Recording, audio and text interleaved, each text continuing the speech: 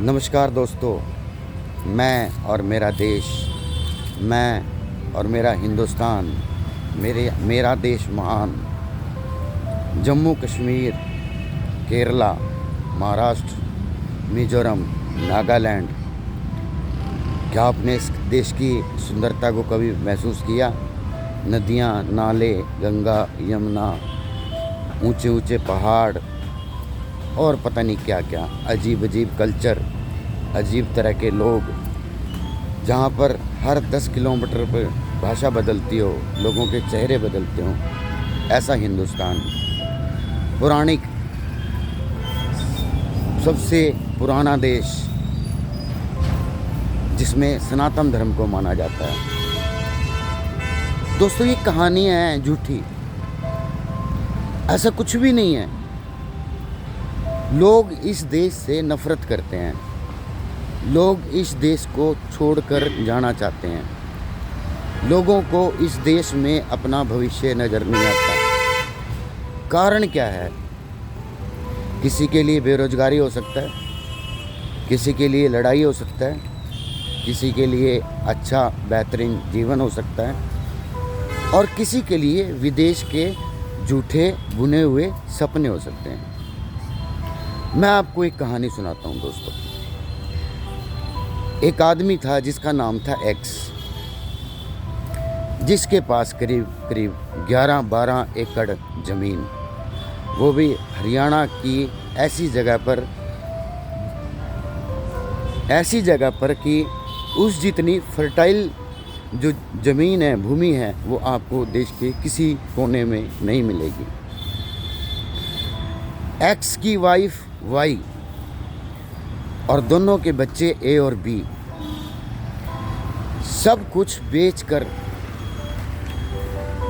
सब कुछ अपना यहाँ से त्याग कर, अपने रिश्तों को, नातों को, अपनी ज़मीन को, अपने गांव को, हर चीज़ को, पता नहीं किस सोच के साथ, किस माइंडसेट के साथ। मैं सिर्फ किसी का नाम नहीं ले रहा, ना मैं किसी की चर्चा कर रहा हूँ। मैं एक बात बताना चाहता हूँ, एक संदेश देना चाहता हूँ कि इन लोगों ने विदेश जाने का एक सपना देखा और वो सपना ऐसा टूटा कि ये सब के सब लोग वापस उसी स्थान पर आ गए जहाँ से गए थे। कारण कुछ भी रहे हों, डिपोर्टेशन रहा हो, बयान रहे हों, इलीगल होना रहा हो, या कुछ भी, बात कारण की नहीं है। बात यह है कि आखिर लोग जा क्यों रहे हैं। बात यह है कि आखिर लोग अपनी उस भूमि को छोड़कर क्यों जा रहे हैं, जिस जैसी भूमि को हम लोग अपनी उस भूमि को अपनी माँ कहते हैं, या कहते हैं कि ऐसी भूमि पूरे वर्ल्ड में कहीं नहीं है, फिर भी लोग छोड़ के जा रहे हैं। ऐसा क्या है विदेश के अंदर जो यहाँ पर नहीं है? ऐसी क्या भावना है लोगों की कि कुछ नहीं देखते, जेल नहीं देखते, कैंप नहीं देखते, वहाँ पर जाकर दोबारा से किस तरह से अपना जीवन जिएंगे वो नहीं देखते, रिश्ते नहीं देखते, नाते नहीं देखते। कितनी मतलब दिमाग खोखला हो गया हमारा। इस खोखलेपन का कारण क्या है? कभी सोचा आपने? कभी विचार किया ऐसा क्यों हो रहा है? और ये ऐसा नहीं कि ये हरियाणा के अंदर हो रहा है या पंजाब के अंदर हो रहा है, ये पूरे देश के अंदर हो रहा है। जिसके पास भी 4 पैसे आ गए, देखिए, एक व्यक्ति देश छोड़ता है अपनी स्थिति को सुधारने के लिए, मेहनत करने के लिए, मजदूरी करने के लिए, कि उसका जो परिवार है यहाँ पर खा सके, कमा सके, एक अच्छा जीवन जी सके।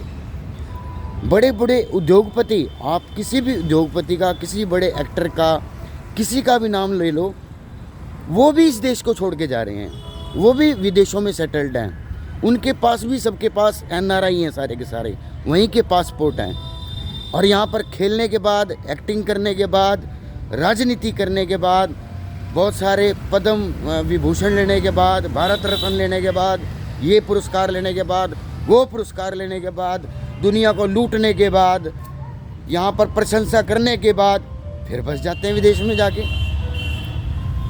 क्या है ऐसा? ये कहीं ना कहीं दोस्तों ये सरकार की कमी है।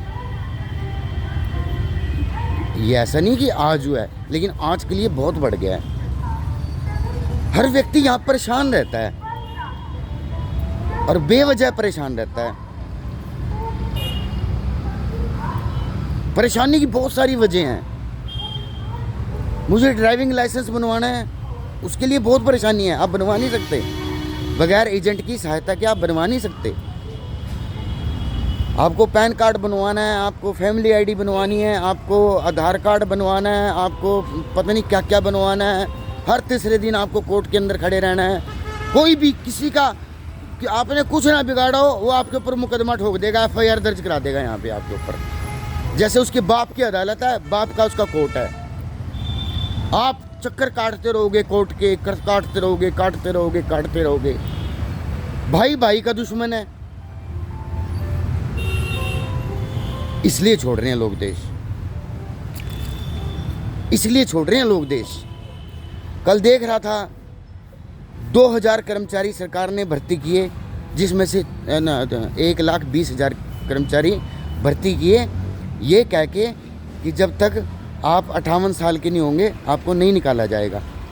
अब मान लीजिए एक नौजवान है जिसकी उम्र 22 साल, 23 साल, 24 साल, 25 साल है और 5, 6, 7 साल वो एक सरकारी विभाग में काम कर ले और उसके बाद उसको कह दिया जाए कि तेरी छुट्टी है, तो आपको लगता है वो कोई काम कर पाएगा, कोई बिजनेस कर पाएगा, कोई काम धंधा कर पाएगा?